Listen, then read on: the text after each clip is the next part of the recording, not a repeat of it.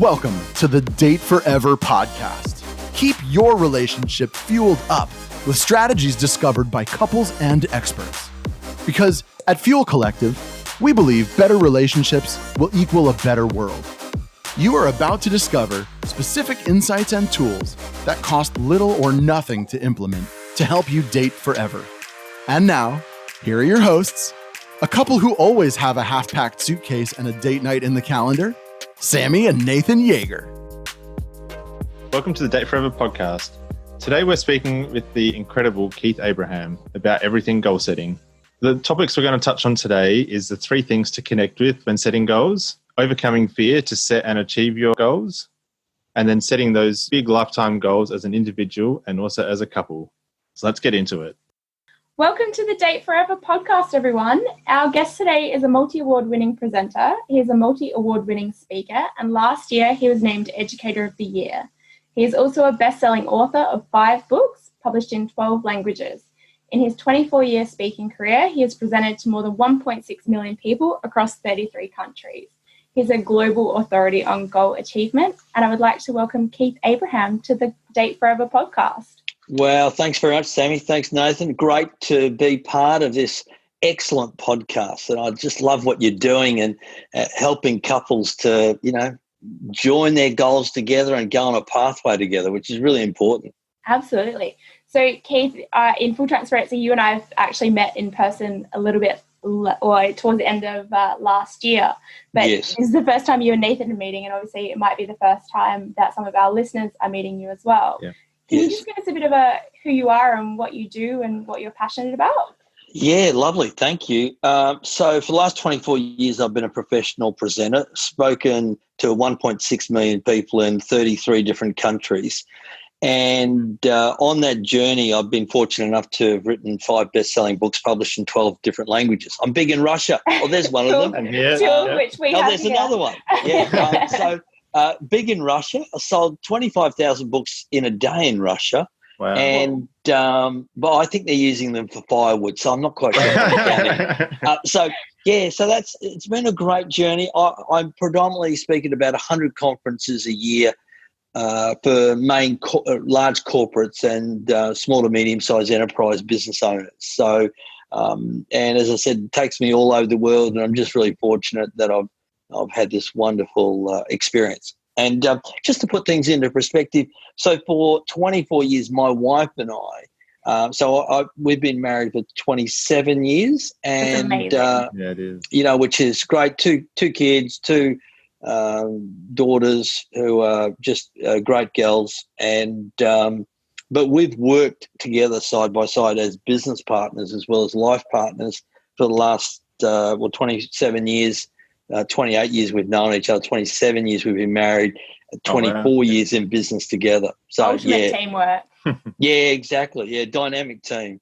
So what is your key focus areas of your speaking? Yeah, a couple of topics there, predominantly around people's goals. So I've been a student of the goal setting process for high achievers and helping people determine what's important, what matters, and what makes a difference to them. So that's where I've spent half of my time.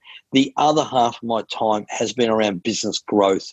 So helping people grow business, whether that's through sales, service, in essence, leadership.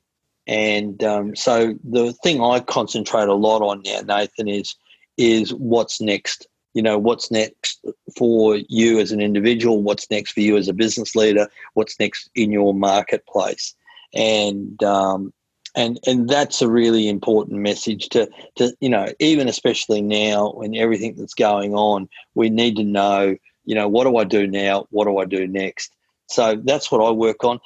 Probably half of that work has really been with with what I call high performance leaders. And these are people who are a really unique bunch of people.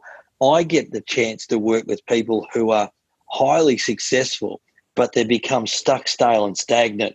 So they're successful, but they've lost their energy, their enthusiasm, their empowerment, their engagement, their edge for it. In other words, they've lost their passion for it. Still successful at it, don't get me wrong, but they just need to rekindle, what they're passionate about.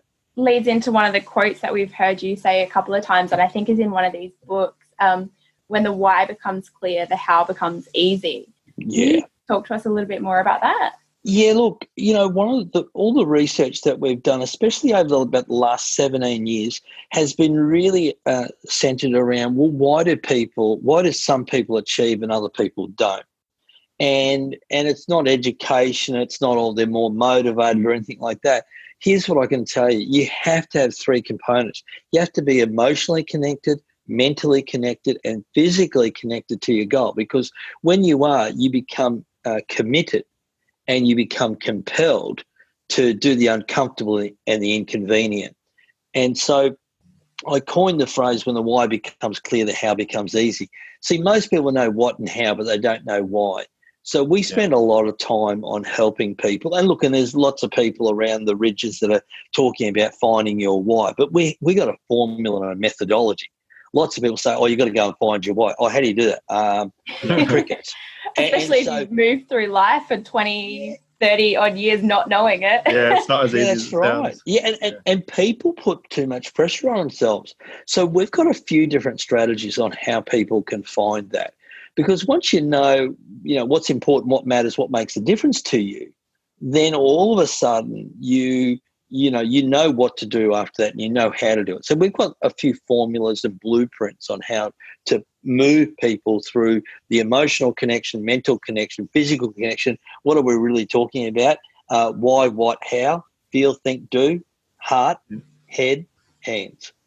Amazing. So one of the things that I was lucky enough to have you walk me through when I saw you speak last year was this concept of the 100 goals. Yes. Nathan and I have now done this exercise together. Oh, fabulous. Yeah. So can you tell us a little bit more about what that process does for people? Yeah, well, it's the top or the thin edge of the wedge for understanding your why. You see, you and I as adults, we get frustrated. We don't feel like we're making progress. We need to be moving towards something and away from something else. So when we understand what it is that we're moving towards, and we start with the macro and then come down to micro. And so this helps people to get some clarity about what they really want to do in their life. So when you start to think of it, you go, okay, let's start with 100 things you want to do in your lifetime. Now, most people go, I could never write down 100. Oh, yes, you can. Oh, yes, you can. Because I've got a formula. I've got a process. If I can ask you 25 questions and you can come up with 4 answers, then I can get anybody to 100. And here's the power of this. So we did a research project probably now going back probably about 15 years ago, where we said to people, write down your list of 100, send it to us. We're going to hold on to it for 3 years and we're going to send it back to you. And all we want you to do is just tell us how many you have been able to tick off the list. Yeah. And so what I can tell you is that now here's what really interesting. When we sent the list back to people went, oh, I forgot all about it. Yeah. Sitting in the subconscious. Yeah, and on the other side of it, there's people saying, oh, yeah, we look at this every year. Oh, we look at this every quarter. We're looking at this regularly. We're reviewing. So it was this spectrum. But here's what I can tell you. On average, 42 of those goals had been achieved. That's amazing. That's crazy. In 3 years. In 3 years. Not a lifetime, 3 years. Leave it with me for 5 years and it goes up to 71. And That's so cool. Yeah. It's really great. And we're talking little goals, we're talking big goals, we're talking finding relationships, we're talking about buying houses, we're talking about, moving countries. And then we're talking little things. Oh, I want to learn how to swim, or I want to, have, reconnect with, my original friendship group, whatever it might be. Really, really, really funky things. Now, let me tell you, if you achieve, 42 things in 3 years, do you think your life might change? Yeah. Do you think, as you go and achieve this goal over here, a door opens up over here that was never there before? And so all of a sudden, the dynamics of you feeling like you're moving towards something is really empowering for you to help build up your confidence so that you feel like you're worthy, deserving, capable, and hence the ability to think about your why becomes even more amplified. So this, when Nathan and I did it, I had done it personally for myself at like an individual level, and then I kind of like lots of cool things like, here's this cool idea, Nathan, let's do this thing together. So we sat down on a Sunday afternoon, cheese platter and wine, and like sitting in the park. Dreaming really big. And it was really cool to see what came up for us and how many of the things were both like individual personal goals. And it was like, yeah, babe, that's on you. You go and you achieve that. I've got no interest. Yeah. But then there were others that it was like, how cool is that we're going to be able to, we're going to work towards that together. Yeah, using your formula as well, it was so simple to step through each of the questions and pull out. The travel ones came real easy for us. Long list. For me too, and that's okay. You know, of the 25 questions, and we should say to your listeners that if they want to go to my website, keithabraham.com/resources, the questions are there, so people can download it. You might want to put a link in the show notes, and just let you know. And they don't have to sign up for anything. Just download it, freebie. Do the activity. It's free, very expensive. It's just free. And, just your time, right? That's right. And you can do that. See, here's I love what you're doing with this podcast, because I don't say this enough, but here's what I honestly believe with all of my heart. The reason why couples don't stay together is because they've got nothing in common. And the goal is the easiest thing to find commonality around. And they don't have to be the same goals. They just need to know that you've got this goal and I've got this goal. And together we start to weave our life around some of the achievements, I say this is that, people who set goals together stay together. Yeah, absolutely. And really, really vital to do that. Yeah. So what tips do you have for couples who are navigating goal setting together for the first time? Yeah, look, the first piece of the puzzle is, firstly, be kind to yourself. Sometimes you're going to pursue a goal and not get it. You're not going to hit it. And the worst thing you can do is beat up on yourself. Oh, we should have done that and we could have done that. No. Understand this, is that when you don't hit a goal, there is a learning message in that. I've learned a lot from the goals that I didn't get, even more so than the ones I did get.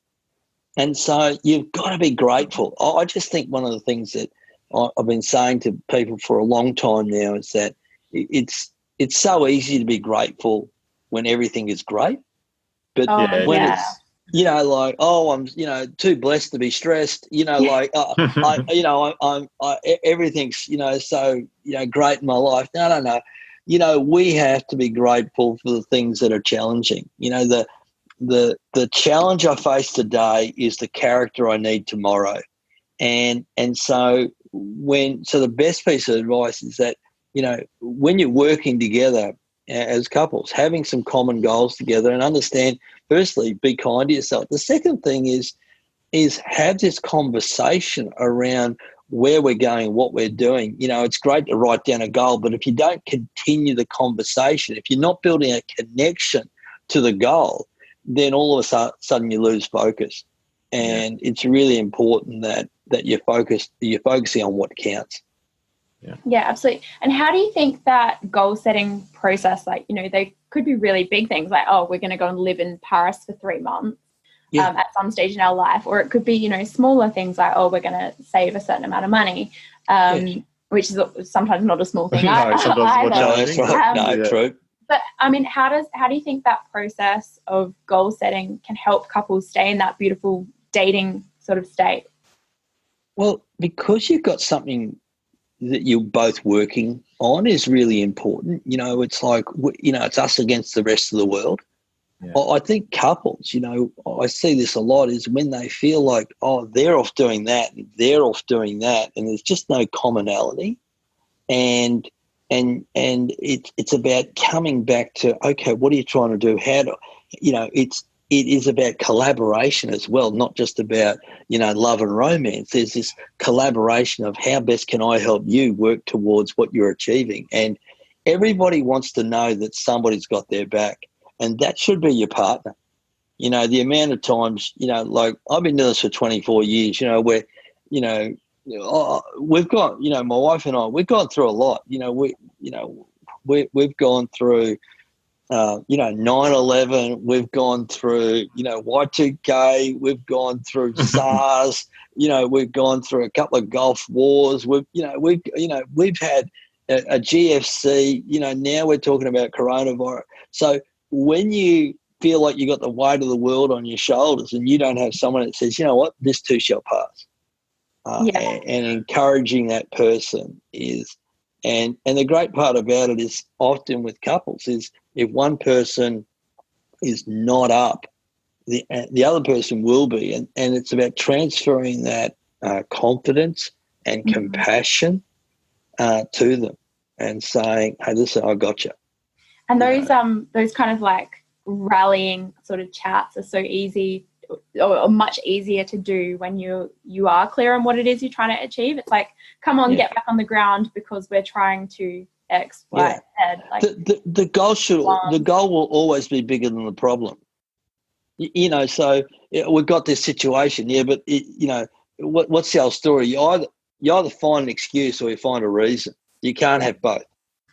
And so if the reason is big enough, if the why is big enough, the goal is big enough, you know, the excuse or the challenge or the roadblock, you know, becomes, you know, is it a roadblock or a stepping stone?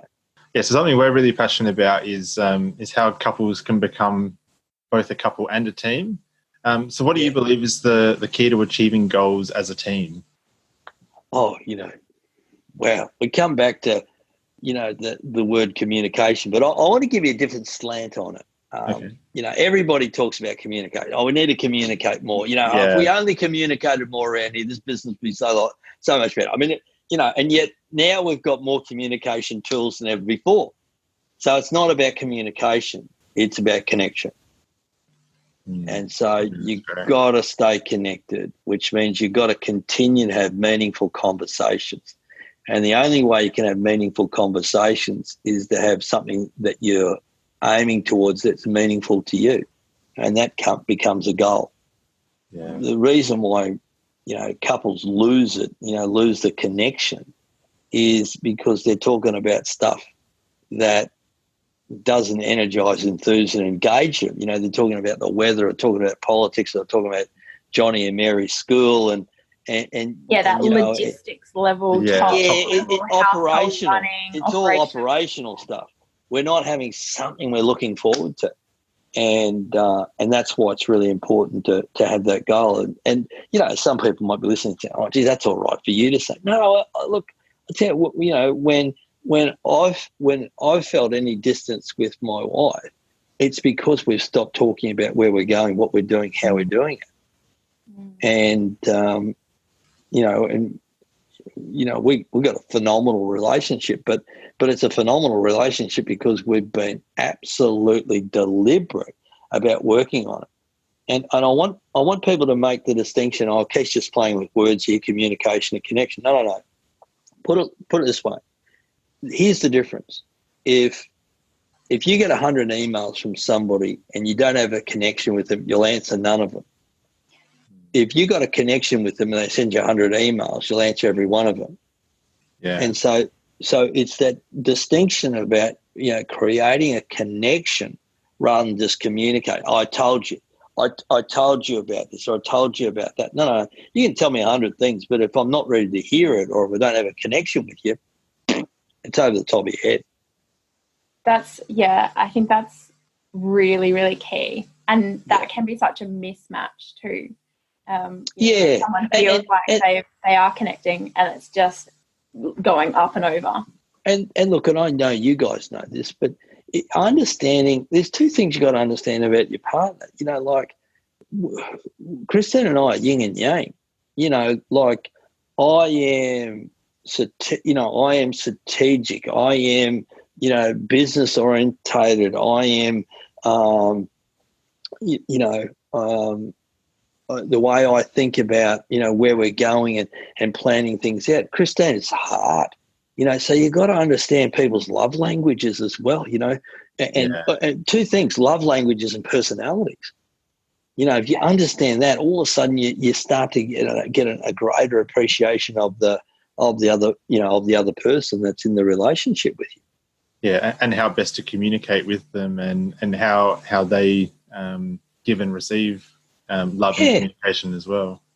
Yeah, and it's not a competition. No. It's this. If they do that, I'll do this. No. Just soften your heart. Yeah, and it put can yourself in the other person's shoes. Can be really complementary, those skill sets. And if you can work out how best to leverage each other's strengths where the other one has weakness, and you can back each other up. Like if you can work that out for all of the different areas, amazing things can happen. Yeah, 100%, 100%. But this is the understanding. We often don't spend enough time, getting to know that person and what their strengths are and what they're vulnerable, where they're vulnerable, and just understanding, okay, where are we so aligned? Where are we different? And how do we capitalize on that? And it's, Christine and I against the rest of the world. And, when it comes to, the bit of a challenge that we have now is, okay, we sit down and okay, what do we need to do? How are we going to do it? What's the strategy moving forward? Having those open conversations and talking about the fears and the challenges and the what ifs and the maybes and then what's the plan and how do we move it forward? Yeah. I want to circle back to something that you said. There was you touched on like deliberate connection, or being deliberate or intentional about the relationship and not letting it sort of slip by. And then you just touched there on fears. Obviously, going through that goal setting or planning or big picture kind of stuff can be a little bit daunting, because you do create an opportunity where it's like, oh my gosh, now I've said it out loud, and that is something that I've acknowledged that I want to achieve or do or conquer. Now I've got this fear of failure. What have you got any advice around mitigating that, or even just conquering it before you even sit down to write 100 things? Yeah, look, once again, there are 100 things that would be great to do. There's still things on my original list from 6 years ago when I first wrote mine that I still haven't done. I ticked one off last year. Plenty of time. And heaps of time. I mean, but I've, at the moment I've still got a list of 100. So there's things that were, over. I'm on my 8th list, so I've sort of ticked off a whole stack of stuff. Yeah, that's right. And so I think, how do you mitigate that feeling overwhelmed? Is you just have to have daily rituals in place. For the big things you want to achieve, it's about what do you do every day or every other day to be able to work you towards what you want and move you away from what you don't want. And so it's so critical for people to just understand it's a process to create progress. And so progress. Yeah, and so one of the things that the greatest level of frustration most people have is when they don't feel like they're making progress. And so if you feel like you're not making progress, then you just have to say, what is it that I can do to edge myself ever so slowly, ever so much more towards what I do want? Now, the challenge with most people is they don't know what they want. So hence, they're working really hard, and it's this, they're going around and around and around in circles, and they go, this is Groundhog Day and nothing's changing. And if we're not enlightened enough, we are looking to the closest person to blame. And that's not necessarily always ourselves, is it? No, 100%. So this is the other piece of the puzzle, and you probably got this as the question, but, you got to both be developing yourself. Christine does things that develops hers. I do things that develop myself. We do things together that developed ourselves. I mean, last year, one of the things that we did together, which was, a great investment of time and just a super fun experience, was Christine, myself, and my 2 girls who are 19 and 21. we went to a week-long retreat together with Dr. Joe Dispenza, meditation retreat, and it was sensational. It was just, firstly, it was great to see, and both of my girls are, they're into personal development. They're listening to podcasts, and they do all sorts of weird and wacky things, but for us to do it as a family, wow, that was just so. It was just such really cool because we debriefed that every night and we talked about it, and people go, and I'm learning from them, which is really, really cool. That's so cool. But couples need to be developing themselves together. Absolutely. Yeah. So I've heard you say a good plan started today is better than a perfect plan started tomorrow. So if couples want to get started on a plan, what do you recommend as a great first step? Well, if we've got the time, I walk through a 9-part goal driver formula, which is a really great process that helps people become emotionally, mentally, and physically connected to their goal. And it's enlightening because when you go through the process, at the end of it, you come out of it and you feel very committed, compelled, and connected to that goal. And it's great for couples to do it together. Now, I've done this with couples. I've done this with kids. I've done it with people who own their own business. I've done it with senior executives. We've done it all over the world. I've done it with a board of directors of a $1 billion turnover. Same process. I was in Port Douglas yesterday presenting this to people who run their own insurance brokerage. And so that would be where I would start. I would do a couple of things. The first thing I'd do is I'd get really clear on getting a list of 100 individually done, and then sharing that and seeing what commonalities. We've done this in some public workshops. I run one public workshop a year, and couples come along to that and they go, geez, I've been married for 20 years. I never knew you wanted to do that. So that's powerful. The other thing which I haven't spoken about, and you wouldn't have experienced, Sammy, with me before, is what I've been encouraging people this year to do is 20 goals for 2020. And this came out of a conversation I had with a client of mine who's been a client of mine for probably about 19 years. It's one particularly young lady. Well, she was young when we first connected, and I've followed her through her career, and I've followed her from company to company to company. And I rang her just to check in on her and say good day. And I said, how's things going? She said, oh, not great. And I said, what's going on? And she said, oh, my husband's just been diagnosed again with a brain tumor.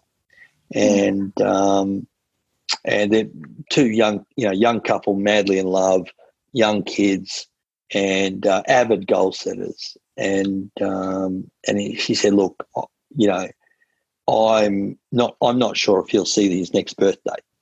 And he That's said, hard. But we have, really tough. And she said, but we have to have something to look forward to. And we had a bit of a conversation. We'd both come up with this idea called 20 goals for 2020. And I said, it just has to be little things to feel like you're making progress towards something. Yeah. And so something, anything. And to make that journey, memorable for all the right reasons when it's pretty tough. Yeah. And so one of the things that I'd recommend, and once again, your listeners can jump to my website, and this is on the website, is a little sheet which has got, in essence, some quick little questions that people can fill in an A3 sheet and actually get their 20 goals for 2020, which would be a really cool thing for couples and families to do. So that's the second thing. And not to put a dampener on, but I just want to the value of life. Yeah, well, the value of you think how quickly a year goes by, and we're 20% through 2020 already. We are. There you go, and so it's really important. The third thing I'd do is I'd say to people, get really clear on what's one key goal in four major areas. Personal. What do you want to achieve personally in the next 12 months? What do you want to achieve professionally in the next 12 months? What's one thing you want to achieve physically?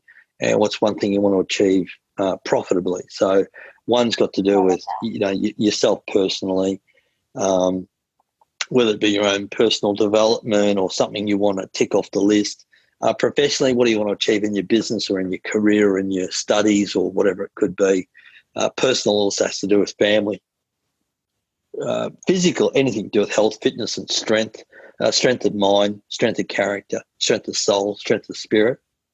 And the final is profitable, which has anything to do with money. So things you want to purchase, things you want to save for, things you want to pay off, things you want to financially get yourself organised around. Really important to do that. And so I'd get people to get one key goal in each of those areas and almost, do it, individually and then do one as a couple. Yeah, that's a great place to start. Yeah, because what you're doing is from 100, 20, from 24. And then you know what to work on first. Yeah, and then what I do is I just go through and get them to just what's the number one goal they want to achieve, what's the goal driver, the driving emotion, walk them through that 9-part goal driver formula. And that just gets people really clear on what it is, that you could do for people. Very, very cool. Thank you so much for sharing, Keith. If people are loving what they're hearing, what is the very best way for them to connect with you? Oh, wow. So on my website, I do a weekly blog. I've been doing it for probably, I'm going to say it's probably almost close to 10 years now that I do something that's inspirational, that's insightful, that's got some ideas on how people can, live a life that they really want to live. And so if they want to connect that way, they can. If they want to connect with me on LinkedIn, it's Keith Abraham CSP. It's Keith Abraham CSP on Facebook, on Instagram, and they're most welcome to do that. And YouTube as well. Or if they've got a question or a comment or a thought, or they want a bit more advice, they can always reach out to me, keith@keithabraham.com.au, and happy to always have a chat with them. Beautiful. Thank you so much for being so generous with your time and resources and knowledge. As a way of saying thank you, we, as you know, at Fuel Collective, we believe in being the change, and part of that is being the change for ourselves at an individual level in our own lives, but also being the change for the world. So we want to say thank you, and we're going to provide 9 days of business training to women in need in Malawi. It'll impart some training to help them establish their own business and improve their financial literacy to record transactions and manage their stock. So it can enable the support of their family and then obviously their community and livelihood as well. So thank you so much for making that happen. Oh, look, that's my pleasure, and what a worthy cause. And I love what you're doing, because most people don't talk about this. It's all gun ho, and we don't look behind the curtain enough to say let's have a real conversation about some real challenges that couples face, and really get people focused on, hey, listen, it's not us against each other, it's us against the rest of the world. We're a team. We are a team. Absolutely. Thank you so much for joining us. Yeah, Keith. Thank you so much, Keith. Delight. Thanks very much for the opportunity. If I can do anything else for you, let me know. Thank you. Thank you. Au revoir. Thanks heaps for joining us. If you love what we're doing here and want more, subscribe to the Date Forever podcast to make sure you never miss an ep. Come and hang out with us and other awesome couples who are fueling up their relationships in the Thriving Couples Collective Facebook group, or check us out at fuelcollective.com.au. Until next time, keep on dating, because better relationships equal a better world.